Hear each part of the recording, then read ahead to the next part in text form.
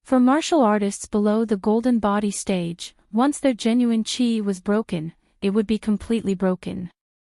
If they changed their chi, they would expose their flaws.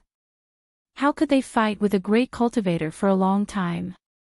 However, this method of feeding the fish was not suitable for all martial artists of the younger generation. It was like an ordinary person holding a bowl of rice. The bowl of rice was as hot as charcoal. Not to mention the bowl being dropped, it would also burn the palm of one's hand. Whether it was Luo Pa Mountains in Yuanji or the female kiln worker of the Yang family's medicine shop, they were all considered martial arts geniuses. However, they were destined to not be able to endure this torture. However, they had their own martial arts opportunities. The path of martial arts seemed to be a winding and narrow path, but each of them had their own unique bridges to walk on. There were pros and cons for women to practice martial arts. Cui Cheng had once traveled to the Central Plains and had personally seen many stunning female grandmasters. For example, they were skillful and gentle. Even Cui Cheng, who was a martial artist at the 10th realm back then, would still be amazed. Moreover, compared to men, their lifespans were often longer and they walked further on the path of martial arts. Cui Cheng had a few regrets in his life. One of them was that he had never fought against the female martial god of the Central Plains. He could only hope that the kid under his feet would not disappoint him. It was not that the old man looked down on the heroic women of the world. However, the 4 peaks of the martial path were monopolized by a woman. She looked down on everyone else. This made the old man feel a little uncomfortable. As for Chen Pingan, he was temporarily inferior to the person of the same age called Chao Ci. However, the old man was not anxious at all. Chen Pingan's most outstanding point was his tenacity and comprehension. Good tenacity, high comprehension. So what if Chao Ci was a martial arts genius that only appeared once in 1,000 years? So what if he reached the 9th realm or 10th realm first? In the end, he still had to obediently wait at the 11th realm, this natural barrier, for his old enemy to compete with him. Of course, if Chen Pingan walked too slowly, it would not work. Chao Ci might turn around and compete with her master.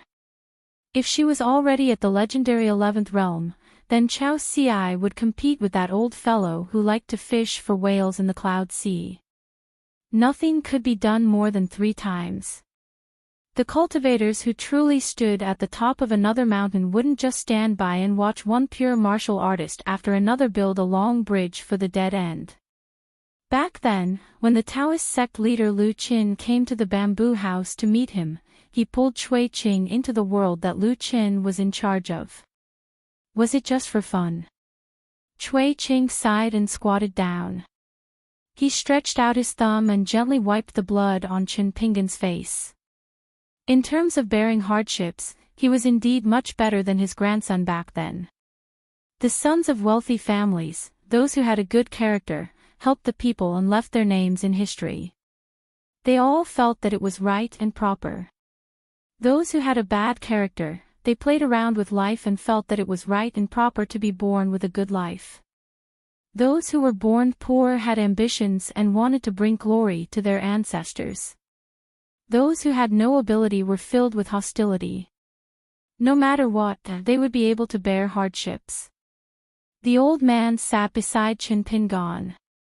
He lightly waved his sleeves and the bamboo door opened. The mountain breeze blew in uninvited. Chen Pingan's breathing had already stabilized. The recuperation of a pure martial artist was about sleeping like death. Chen Pingan had been lacking this in the book Slip Lake for all these years. In fact, in the eyes of the old man, Chen Pingan had been traveling for a few times and had always lacked the sense of sleepiness and calmness. Only when he practiced the sword furnace stance was it slightly better.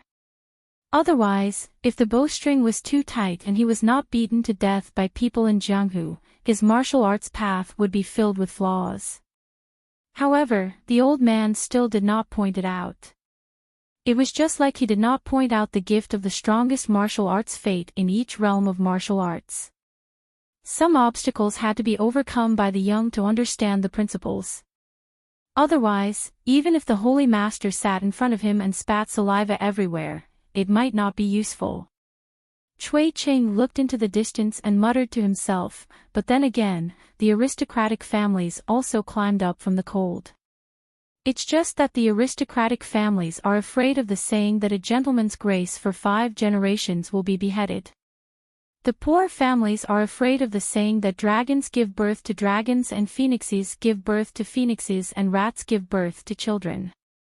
Once Luopa Mountain has its own sect in the future, its troubles will be different from many aristocratic families and immortal mansions.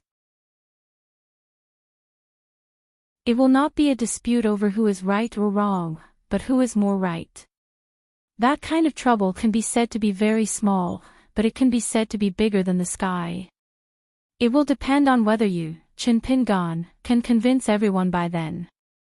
That kind of tempering of the state of mind and the big mistake of facing the people close to you on the book slip lake are 2 different scenes. Cui Ching turned to look at the sleeping young man and smiled. It's a good thing to be afraid of death.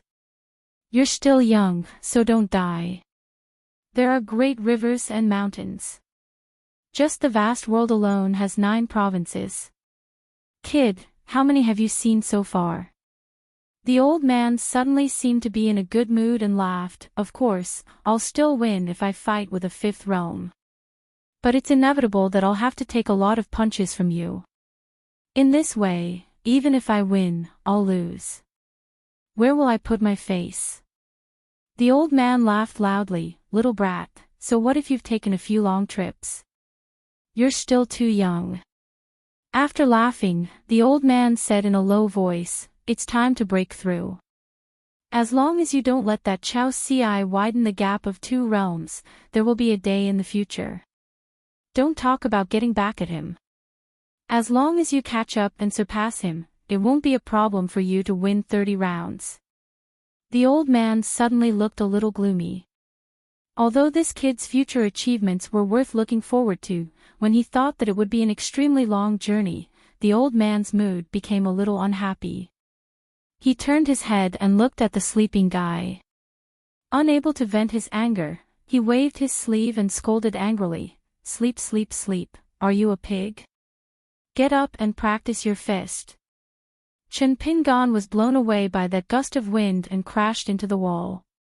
He woke up in a daze. Cui Ching had already stood up, his face gloomy. He took a step forward and stomped down heavily.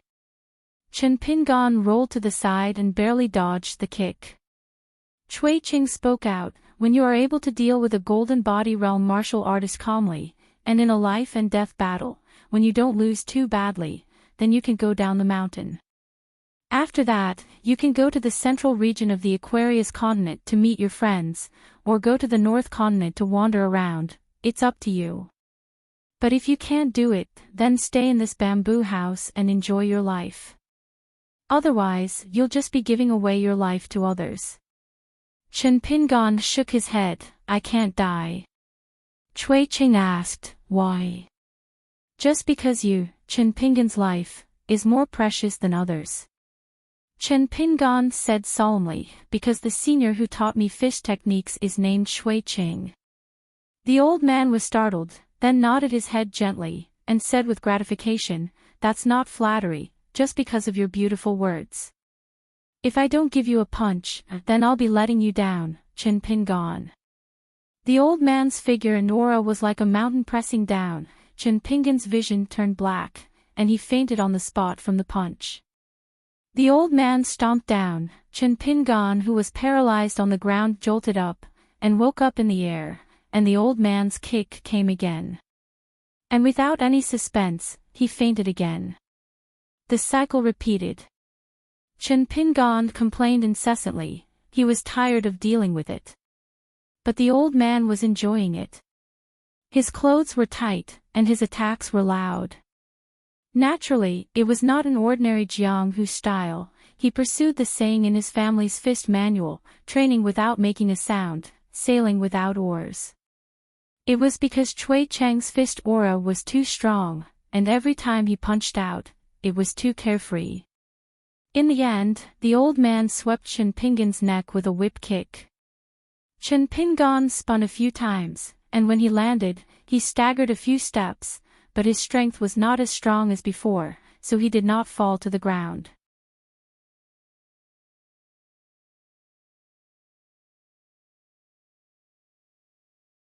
But unlike Chen Pingan, who gritted his teeth and persevered, Zhu Lian, who didn't pay much attention at first, eventually became addicted to being beaten. He was indeed the martial madman from the lotus flower blessed land who wanted to kill 9 people by himself. What happened next was beyond Cui Cheng's expectations. Zhu Lian, who was in the far travel stage, used various methods to provoke Cui Cheng, who was in the peak stage of the 10th realm. The result was just as Cui Cheng had said. Zhu Lian couldn't really kill Chen Pingan, but he could force him to kill him. In any case, with him watching from the side, there wouldn't be any mistakes. But when Zhu Lian put on the attitude of someone who wanted to die, someone who didn't hit him, could Cui Cheng really kill Zhu Lian? Didn't he still beat Zhu Lian half to death every time? These days were the happiest days of Chen Pingan's martial arts practice. Of course, when Zhu Lian sparred with him, he was really vicious and merciless. But every time Chen Pingan lay in a corner on the verge of death, watching Zhu Lian miserably being beaten by the old man, he immediately felt that he was actually considered lucky. But when Zhu Lian was enjoying himself to the fullest, that state of selflessness where he was on the verge of qigong deviation, and yet his state of mind was still clear and pure, really opened Chen Pingan's eyes. Presumably, Cui Cheng deliberately didn't let him faint every time he finished, and also had the intention of letting him watch the fight. If it wasn't for the great age gap and Zhu Lian's insistence on the distinction between master and servant, the two of them would really be brothers in hardship. Late one night, the two of them sat at the stone table. Zhu Lian glanced at the bamboo building, eager to try. With great difficulty, he restrained himself from cursing in that direction so that he could get a good beating. Chen Pingan was speechless. At most, he could be considered to be suffering, but this Zhu Lian was suffering to be truly blessed. Zhu Lian sighed emotionally, "Old senior, when you were purely in the golden body realm, you beat me until I cried for my father and mother. Back then, young master was only in the 5 realms and forcefully withstood my golden body realm attack. Both senior and young master are truly rare geniuses in the world." Chen Pingan reminded, "Don't drag me into this." Zhu Lian suddenly said seriously, "Old senior, you have given a lot of thought." Chen Pingan nodded, "You wanted me to know your attitude towards the matter of martial arts. There are still people like you in this world. Chen Pingan's perseverance is nothing." Zhu Lian said with a face full of guilt, "Every time I punch young master, this old servant's heart hurts." Chen Pingan laughed angrily, "Forget it." Zhu Lian sighed, "Qin Yuanji's stance walking is still too slow." Chen Pingan nodded. He didn't deliberately put in any good words for Qin Yuanji, but he still said something fair, "You can't expect everyone to learn from you." Back then, I also worked so hard to hang on to my life. Zhu Lian shook his head, "Young master, don't say that. Otherwise, you'll be letting down those 1,000,000 punches that young master threw after your life was no longer in danger." Chen Pingan asked, "Is there a way to raise Qin Yuanji's fist intent in a relatively natural way without affecting her state of mind?" Zhu Lian nodded, "There is a way, but young master's sacrifice will be greater." Chen Pingan asked curiously, "Tell me about it." Zhu Lian's expression was bashful as he lowered his voice, "Young master can pretend to be that unscrupulous mountain master, but your martial arts realm can't be too high. On a dark and windy night, after struggling for a while, just as young master was about to succeed, I appeared coincidentally and helped her kowtow to beg for mercy. Young master, to save face, temporarily left angrily. But when you stepped out of the door, you looked back at the bed, your eyes filled with unwillingness. Then I comforted her, so that Xin Yuanji would think that as long as she practiced more diligently, she would be able to beat young master sooner and avoid the pain of harassment. Chen Pingan took off the blade-strengthening gourd and drank a few mouthfuls of wine to calm himself down. Finally, he asked, "Why don't we switch positions?" Zhu Lian said helplessly, "Xin Yuanji isn't stupid, she won't believe it. And once she does, I'm afraid she'll risk her life to sneak down the mountain." Chen Pingan asked again, "I'm curious, why does Xin Yuanji think that you're a good person and I'm a bad person?"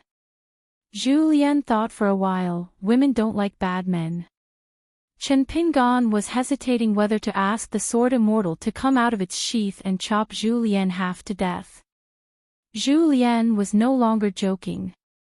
He licked his lips and begged Chen Pingan for a jug of wine.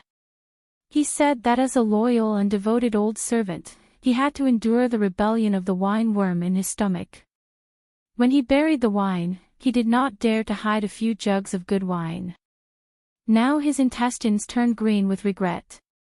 Chen Pingan told him to get lost. Zhu Lian knew that it was hopeless and smiled, "Young master, you're still so young, yet you're so old-fashioned when it comes to matters between men and women. Isn't it too pedantic and boring?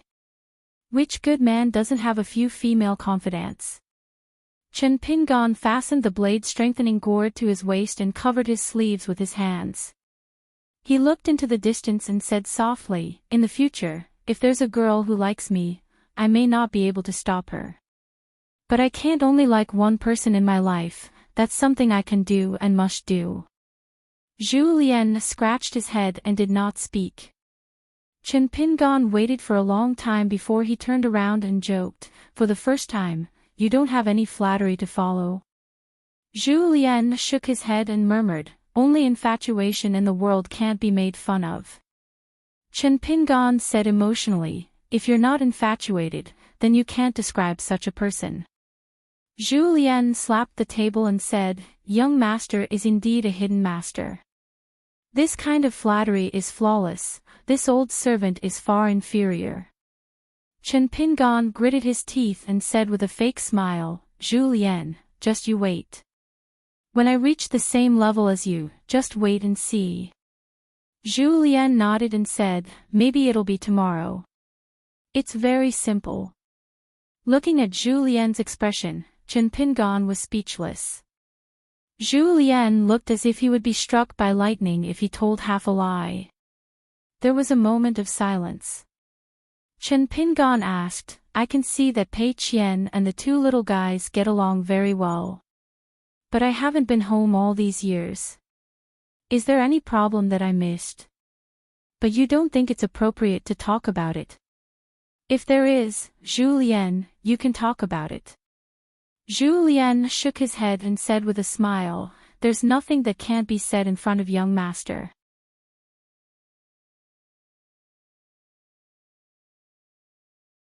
Chen Pingan smiled and asked, "Back then, could you compare to Cui Dongshan's current youthful appearance?" Zhu Lian thought for a while and said seriously, "To tell you the truth, I'm not boasting. Back then, I was even more elegant." Chen Pingan sighed, "That was really asking for a beating." Zhu Lian smiled and said, "That's why I have to go and learn martial arts, or else I'll have to worry about my butt one day." Chen Pingan was stunned for a moment before he understood Zhu Lian's meaning. Chen Pingan did not turn his head. "If you have the guts, say that to the senior."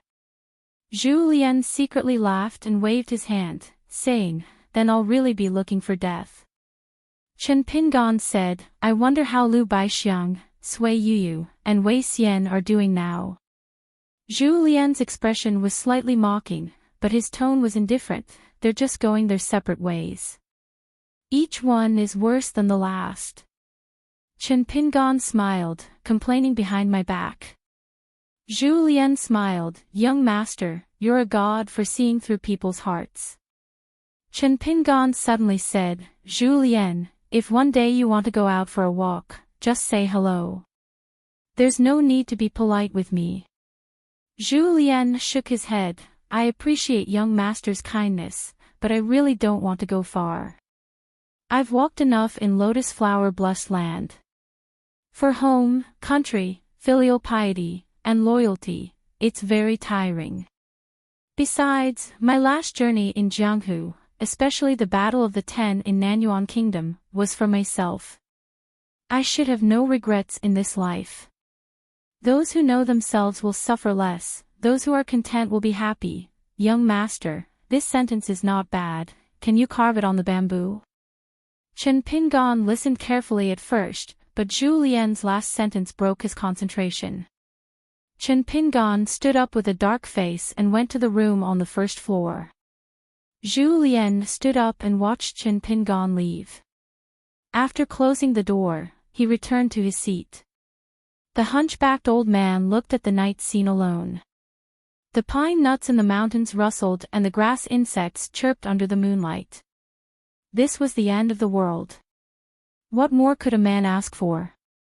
A moment later, this martial artist, whose heart was as calm as water, looked around and saw that there was no one around. He secretly took out a book, dipped it in his saliva, and began to flip through the book. Reading a forbidden book in the moonlight was also a great joy in life. The next day, Chen Pingan did not go to the second floor to be fed with punches. Because the assistant minister of the Ministry of Rights of Dali Imperial Court had arrived at Impal Cloud to sign a contract with the Song clan. Wei Pai personally came to Mdiluapa, and then brought Chen Pingan to Linlu Academy. The old assistant minister and the relevant officials were already waiting there. Chen Pingan was no stranger to Dali's high official. After Lizhu Cave took root, he had met the old assistant minister several times. This was the first time Chen Pingan came to Dali's highest standard academy. Because he was directly dragged to a secluded place in the academy by Wei Pai, he saved a lot of walking through corridors and buildings. Ruan Tong was not there. The military saint who was in charge of this place had secretly left. It was the Golden Core Earth Immortal Dong Gu of the Dragon Spring Sword sect who came in his place. He had his master's personal seal, which was a saint's token. It was not an ordinary object. From this, it could be seen that Ruan Tong trusted this disciple who was born a demon. On one of the tables, other than the most important general contract of the alliance, there were also many mountain land deeds.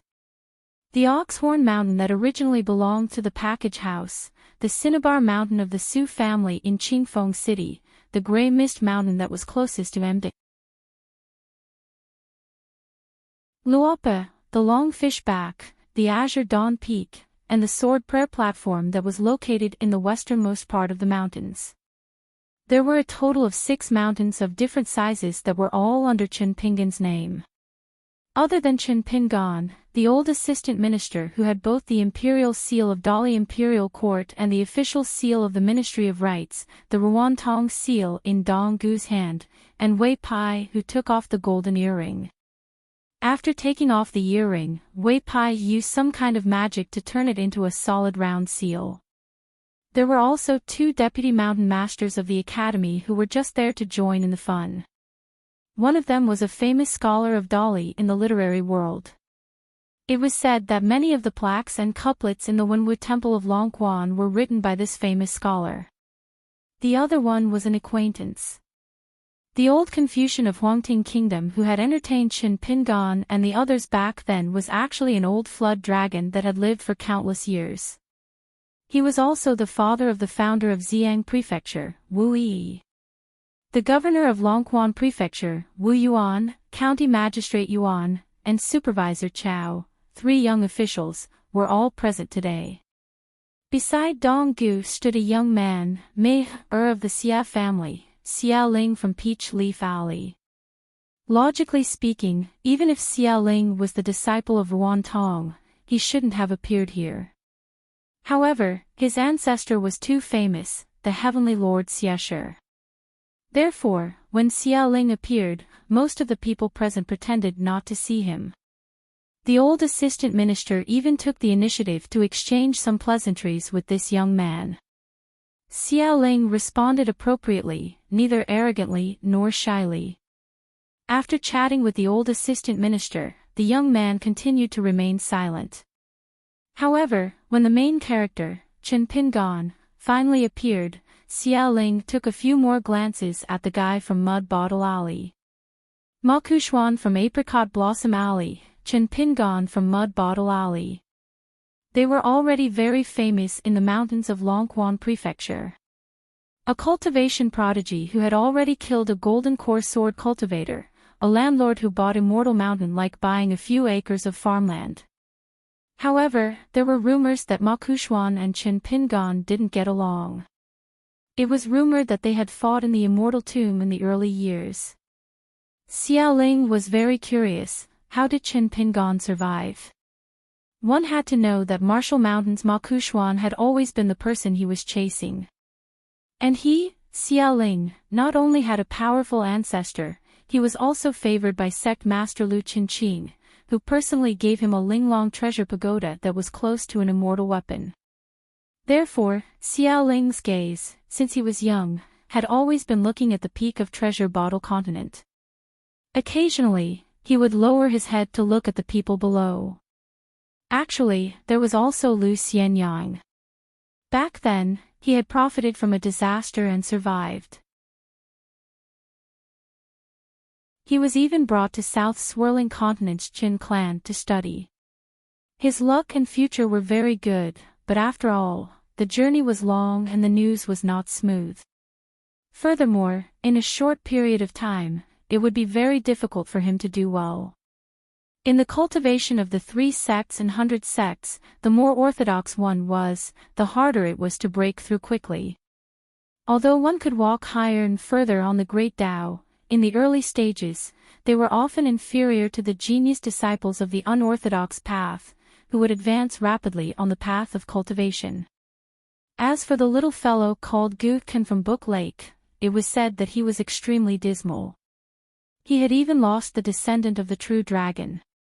It was estimated that his great Tao had collapsed. Back then, there were 5 opportunities in Pearl Grotto Heaven. Gu Ken was the first of the 5 to lose the pitiful worm.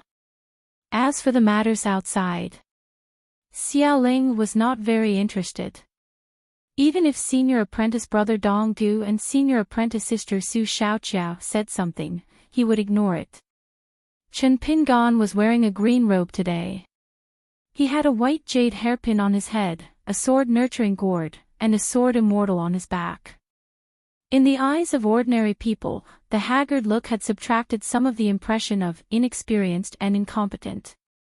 Standing among the crowd, even if he did not stand out, at least he would not be overshadowed by others. Even if Chen Pingan did not deliberately pursue anything, his tone was gentle and his expression was calm. He socialized with those people one by one.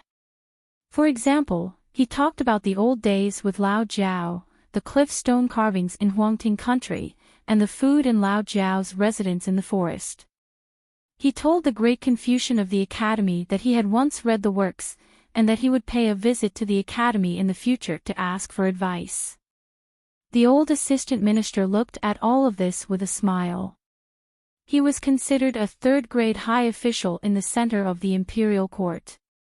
He was noble and had real power.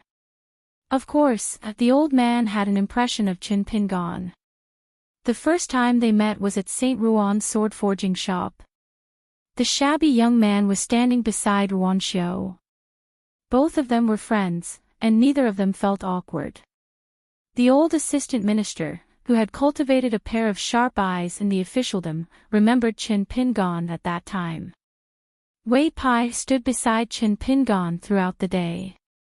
Even Dong Gu of the Dragon Spring Swordsmanship sect, who looked like a man of few words, took the initiative to chat with Chen Pingan. The matter of signing the contract was originally not complicated.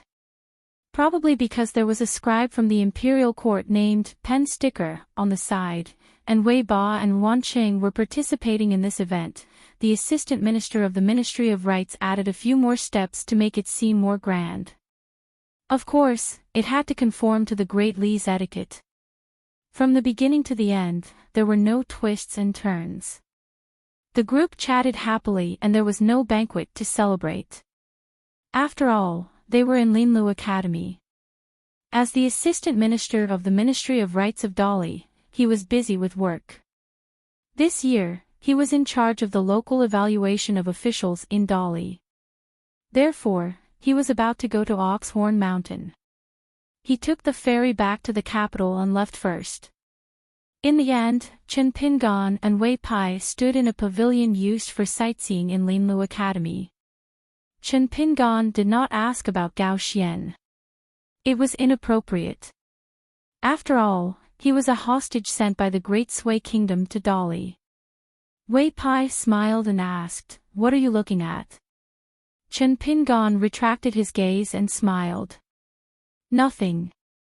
Standing in this new and magnificent Linlu Academy, looking at the old school that no one taught and no one read, one could only vaguely see the outline of the town. It was not clear at all. Wei Pai reminded him, there will be some social engagements later. The immortal forces that stayed here will definitely pay a visit to Luopa Mountain in the near future. You should be prepared. Chen Pingan smiled.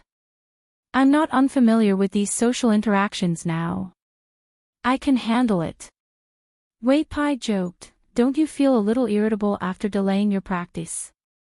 Chen Pingan shook his head. No, understanding the world is knowledge. As long as it's useful, there's no avoiding it. It's better to adjust my mentality early on. Wei Pai asked, why do you want to know about Dong Shuijing indirectly? You don't trust him. Chen Pingan laughed and shook his head quickly. He did not hide anything from Wei Pai. No, Dong Shuijing and I are friends. It's just that this business deal involves another friend. Since it's a business deal, I can't be biased. What if I'm friends with them, but they don't see eye to eye with each other and become entangled with each other? It'll be a pity if I lose two friends in a good deal that's supposed to be mutually beneficial because of some things that I'm unclear about. Chen Pingan had already planned to write a letter to Pond Water City's Guaniran. He roughly said that he had a friend from the same hometown called Dong Shuijing. He was a businessman, honest, and quick-witted. However, he would also tell Guaniran frankly in the letter that if it was difficult, or if it wasn't the right time to be in the limelight, or if it wasn't the time to make money, then don't force yourself. Moreover, before leaving Longquan County, he would most likely receive a reply from Guaniran. Therefore, Chen Pingan would find Dong Shuijing again and speak more thoroughly. Even if some of the words might not be pleasant to hear, he still had to say what he should say. Chen Pingan sighed ruefully. I've suffered in this kind of matter before.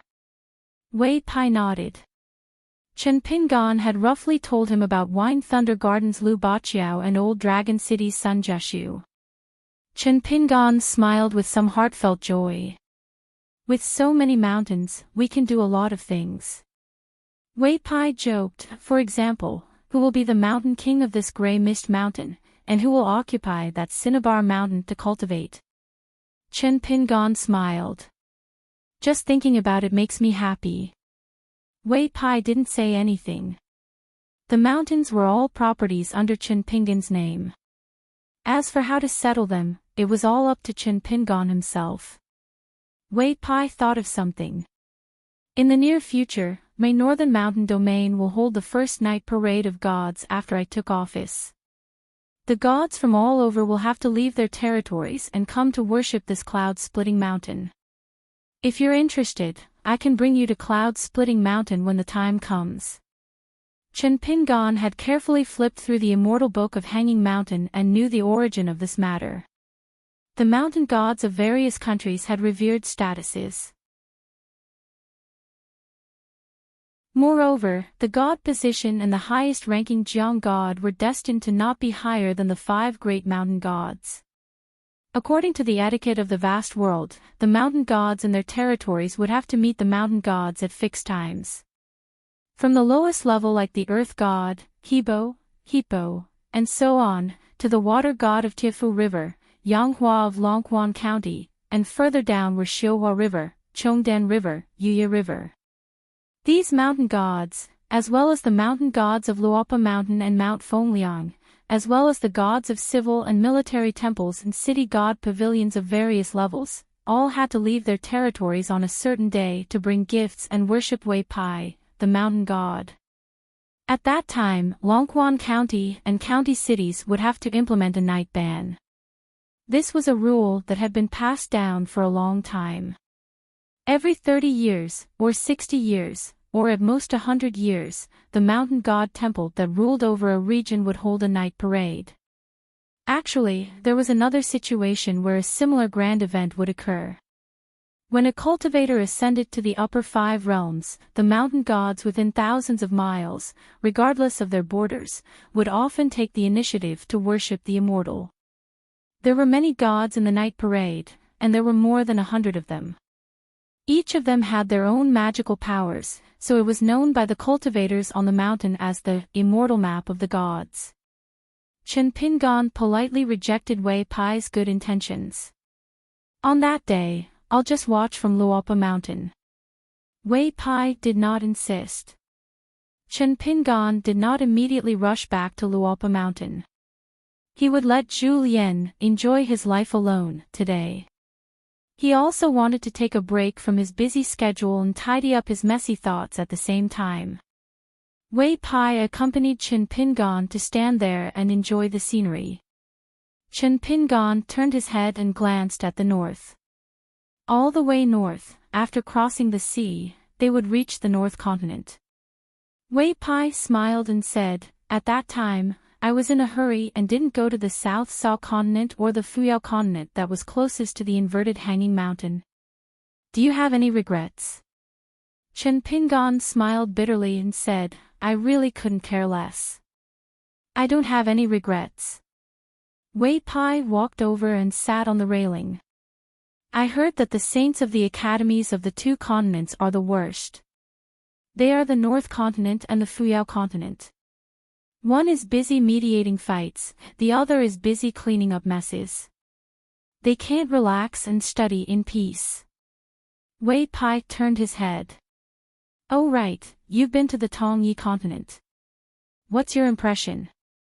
Other than it being much bigger than the Aquarius continent, what else do you think?" Chen Pingan thought for a while. "Maybe it's because the territory is too big, many places are very isolated. Moreover, there is a huge difference in the amount of spiritual energy in each place. It's easy to have big mountains and huge immortal cave abodes, like the Tongyi sect, Jade Gui sect, Taiping Mountain, Fuyao sect, all of them are huge. In the Aquarius continent, I'm afraid only the Divine Grandeur sect can compete with these big mountains. However, there are many small countries in the Tongyi continent that don't know what cultivators are. The spiritual energy is thin, and it's truly a lawless place."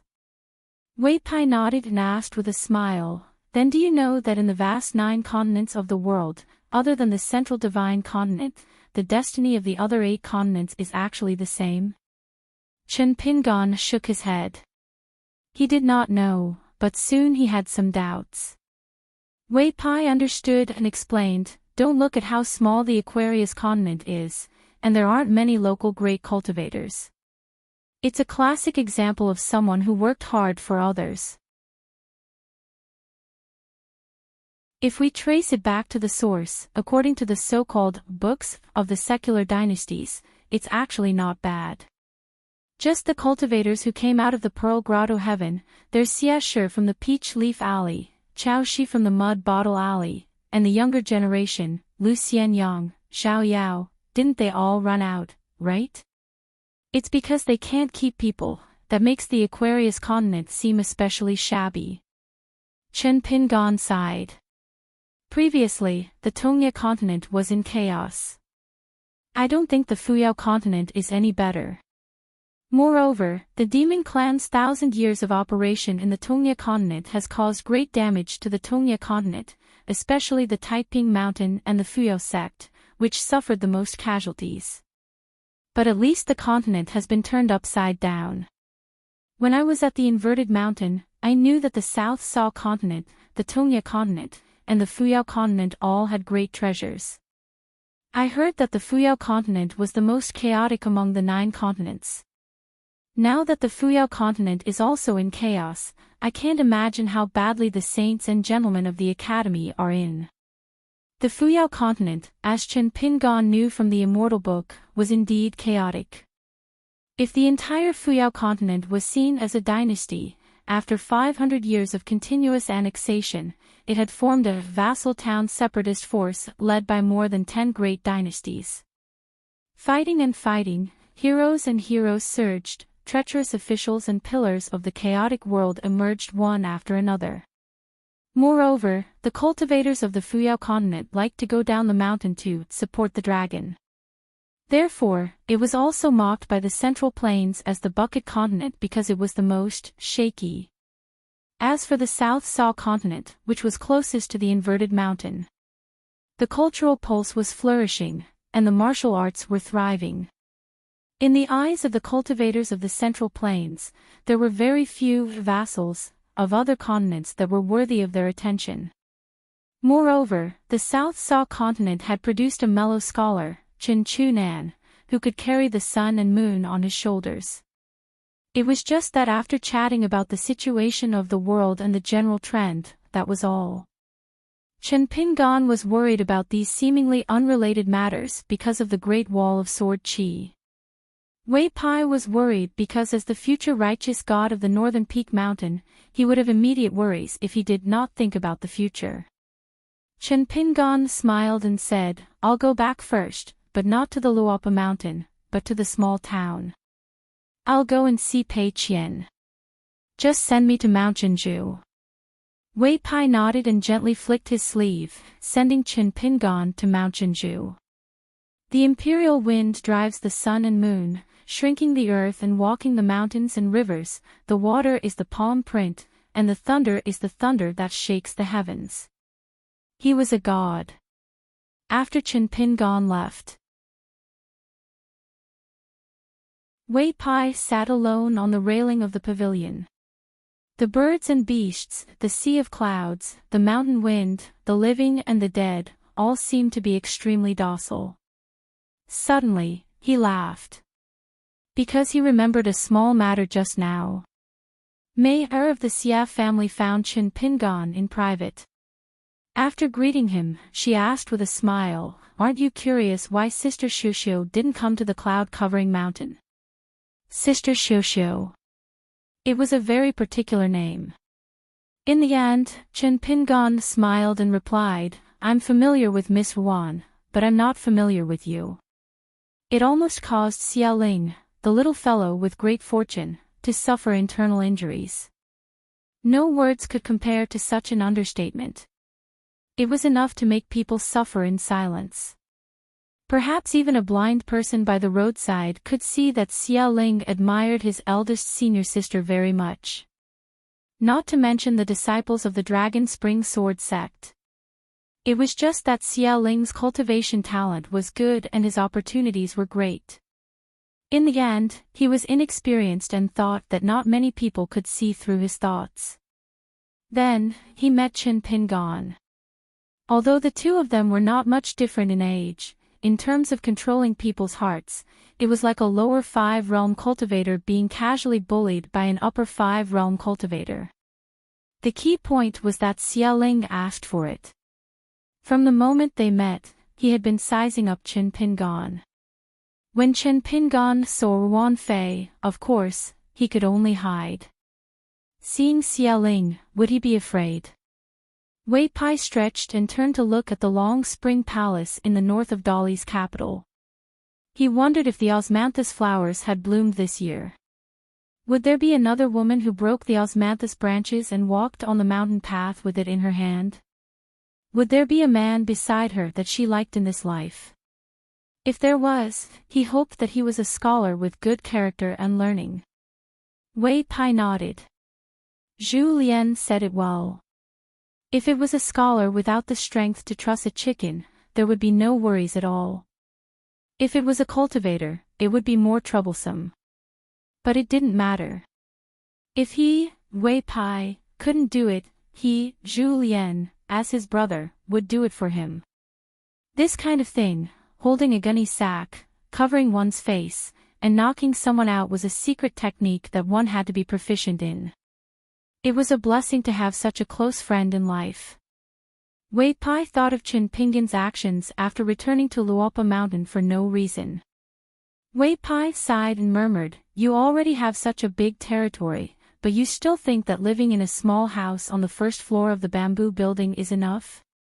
Wei Pai was relieved. The place to settle down was small. A place of peace needed to be big. To search for great freedom in a mustard seed. Wei Pai put his hands on the railing and softly hummed a folk song that he learned from Pei Qian, "Eat stinky tofu." Wei Pai suddenly had a craving for food that he hadn't felt for many years. He didn't know if Qin Pinggan would stay until winter. At that time, when there were winter bamboo shoots in the bamboo forest, he would dig up a few and bring them to the bamboo building. He heard from Zhu Lian that Qin Pinggan's cooking skills were actually quite good. Wei Pai didn't know that when the young Qin Pinggan took Li Baoping, Li Huai, and the others to travel to study, the only time he felt wronged was when those heartless little guys disliked his cooking skills. The pot of fish soup he cooked was far inferior to the big table of mountain offerings in Lao Zhao's mansion. This was a knot in Qin Pinggan's heart that he still couldn't untie. After that, he traveled alone, eating and sleeping in the open. Every time he was free, he would compete with his food. Naturally, his cooking skills were good. In the small town. As soon as Qin Pinggan stepped over the threshold, he saw the head on the counter. The key was that Pei Qian's eyes didn't move at all. Looking at her in broad daylight, Qin Pinggan didn't know whether to laugh or cry. He quickly walked over and hit her. Pei Qian held her head with both hands and complained, "Master, I'm not lazy or playful." Qin Pinggan reached out and pulled her ear. Pei Qian immediately said seriously, "Master, I was wrong." Qin Pinggan nodded and stopped. Pei Qian smiled and said, "Master, now can you tell me what was wrong?" Qin Pinggan smiled and said, "It's nothing. Master's hands are itchy." Shi Rou held back her laughter. Pei Qian turned her head and stared, "Sister Shi Rou, what's wrong with you? How could he be secretly happy? Don't you know that people like you are the first to be killed in Jianghu?" Shi Rou smiled and said, "I'm already dead." Pei Qian said angrily, "Then I'll beat you back to life with one punch." Shi Rou raised her chin, indicating that Pei Qian's master was still here. Pei Qian didn't turn her head and said to Shi Rou with a smile, "In Jianghu, how can you fight and kill as you wish? I'm not that kind of person. If word gets out, it will ruin master's reputation." Qin Pinggan took a piece of pastry and put it in his mouth. He picked one for Pei Qian and Shi Rou and handed it to them at the counter. Pei Qian took a bite and smiled brightly, "Wow, today's pastry is especially delicious." Shi Rou took small bites of the pastry. She was very ladylike, but with Du Mao's appearance, such a delicate action was not as comfortable as Pei Qian's head on the counter. Qin Pinggan patted his head and suddenly realized, no wonder the shop's business is so bad. "Do you too get paid?" "If you do, half of it will be deducted." Pei Qian's eyes indicated that it was time for Sister Shi Rou to act. She wasn't good at dealing with her master. Shi Rou smiled sweetly. Qin Pinggan's hair stood on end and changed his words, "Okay, I won't deduct it." Pei Qian raised her hand. Shi Rou hesitated for a moment and quickly gave her a light high five to celebrate. Qin Pinggan said helplessly, "I'll go to the other shop to take a look." Pei Qian quickly jumped off the small stool and went around the counter, shouting to lead the way for her master. In fact, they were all in Dragon Riding Alley, just a few steps away. Ro looked at the back of the big and small one walking out of the shop, and she also smiled. Until this moment, she realized that it was indeed different without Chen Pin gone in Luo Pa Mountain. Set a small goal first, such as 1 second to remember. Book Guest House mobile version. You're tuning in to the Journey of the Soul YouTube channel. Don't forget to subscribe and join us on this journey to catch the most captivating stories.